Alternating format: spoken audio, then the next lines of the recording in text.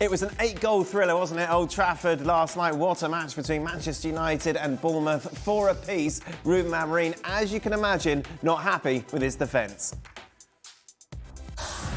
We are lacking of quality when we defend our goal. It's something that we need to address, of course. I think it's different when you suffer so many goals and the opponent doesn't have the same amount of, not even here, that we create to the opponent. Is really frustrated, but we need to work a lot in the way we defend the box. We have talent in the back, we have quality players in the back, we just need to be better as a team defending. But that is a good point, that at least show that we took care of the offense. We are improving, but I think it's not the same situation. We have the characteristics, we just need to work together and to improve our players because they have quality to defend better. Ruben Amorim quite calm, I suppose, considering the way in which Manchester United let that game slip away from them. You weren't here yesterday. I was watching it all. Oh, good. Well, that's lucky. I didn't have to. No, that's true. Busy man, you know. To be fair, they have been in some of the recent games going forward much more pleasing on the eye and a little bit more exciting. But again, when they get and they got a little lucky in a sense yesterday. The Bruno Fernandes free kick that was awarded was extremely debatable, but the referee Simon Hooper gave it. So, you know, they've got better players in the forward areas. They still have massive issues in the middle of the park, and it's not just about the back line defending. And I know he's missing Maguire, he's missing De Ligt, he's missing Mazraoui, but the back line struggling is not just it's not just because you have less experienced players in there, which they have. It's a consequence of a unbalanced middle of the park as well. It's something that Liverpool have had issues with this season.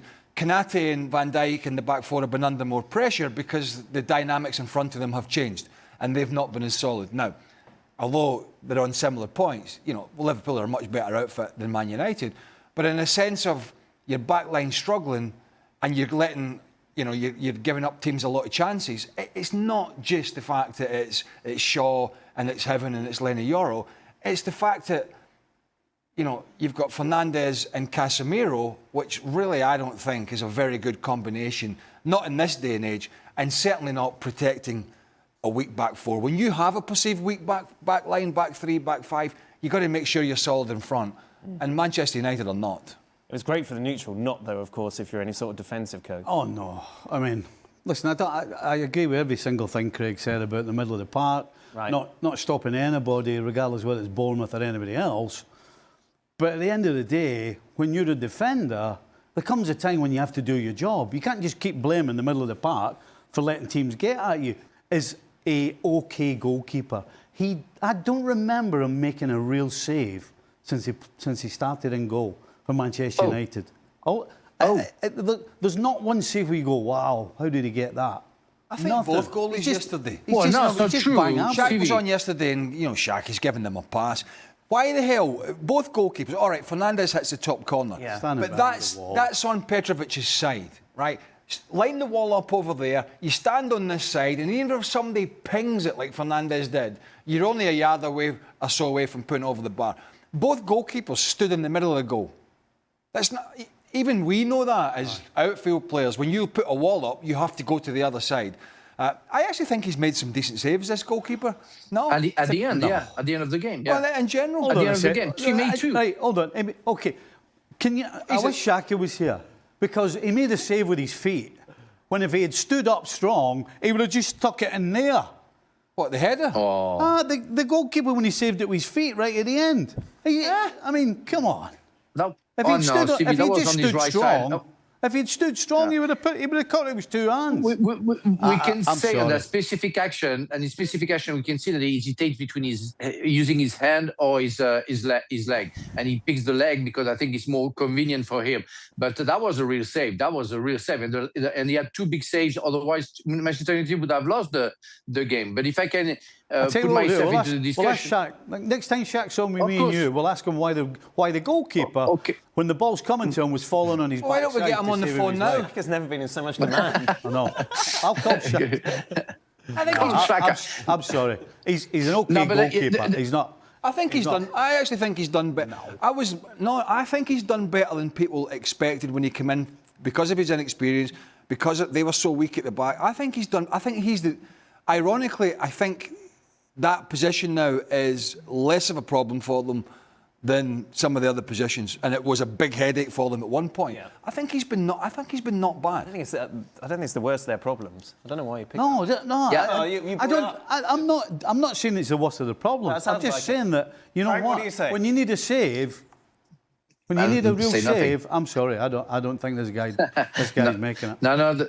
No, Stevie, I just want to say that, yeah, that's not the only problem. And we could see on the first goal that Manchester United has conceded that you can see Mason Mount chasing the player who's going to score the goal for Bournemouth, asking Evan to come out. And nobody comes to stop the guy from shooting. And that's the elementary action that the central back has to do. That's taking the decision at what point he has to get out, and Heaven doesn't do it. He's still a young player. He was tricked also on the second goal. He's still a young player, but he has to learn very quickly. You play for Manchester United, you have to know when to take those decisions, and he didn't. And the first two goals is because he's not covering on the second one. On the first one, it doesn't go out. Hold on.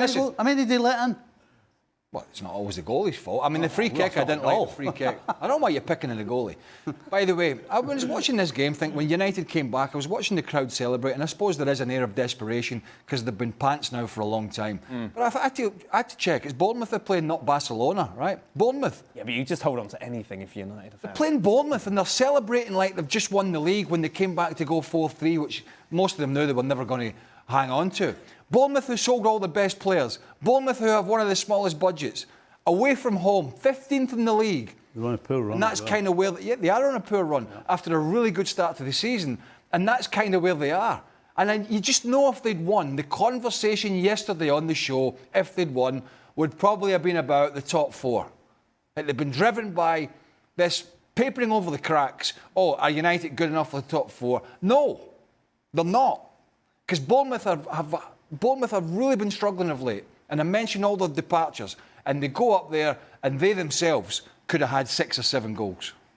Meanwhile, a member of Manchester United squad is sad. That would be Bruno Fernandes. This is what he said in an exclusive interview, saying, I could have left in the transfer window. I would have earned much more money. I was going to leave a season ago. I would have won many trophies this season, but I decided not to go because I genuinely love the club. From the club, I felt it was, if you go, it's not so bad for us. It hurts me a bit. More than hurting me, it makes me sad.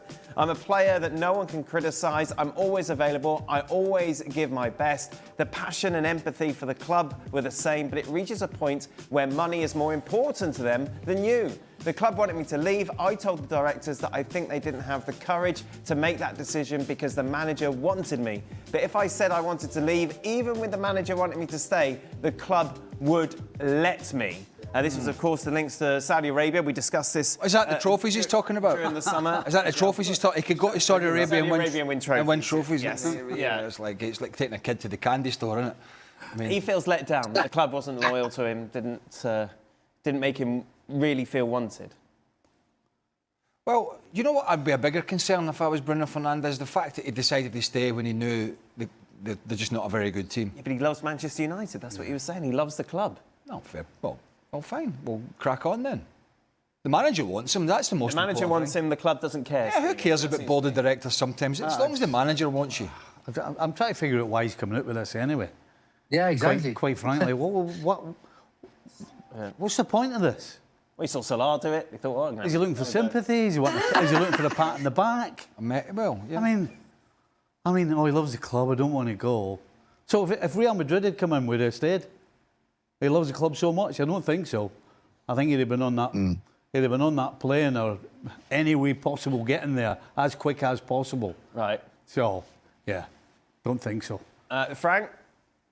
Yeah, I completely agree with Stevie. I mean, I don't know why he's coming out. just now. We don't need to hear that. We don't care about that. It clears now to the fact that supposedly the club doesn't like Fernandes, and only the coach likes him, and that he will never go. And again, as Steve just said, it would have been Paris Saint-Germain, Real Madrid. I think Fernandes would have gone. So that doesn't make any sense for me.